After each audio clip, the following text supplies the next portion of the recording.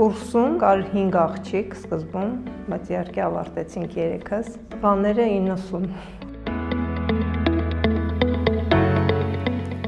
Ես մասնագիտությամբ ավտոմոբիլային ճանապարհների շինարար ճարտարագետ եմ։ Աշխատանքը շինարարության այն սկզբից, սկսած նախագծից,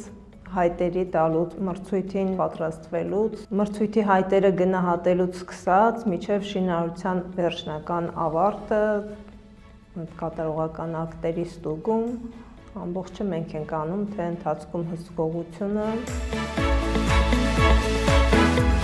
Հիմնականում տղամարդկանց հետ ենք աշխատում ու նրանք փորձում են ամեն կերպ աջակցել։ Ամուսինս մասնագիտությամբ ճանապարհաշինարար է, ոչ միայն աշխատավայրում, այլ նաև շինարարության այդ թեմաները շատ ակտուալ են։ Կանանց մարտի կապակցությամբ կմաղթեն երջանկություն եւ ներդաշնակություն թե աշխատանքում, թե ընտանիքում։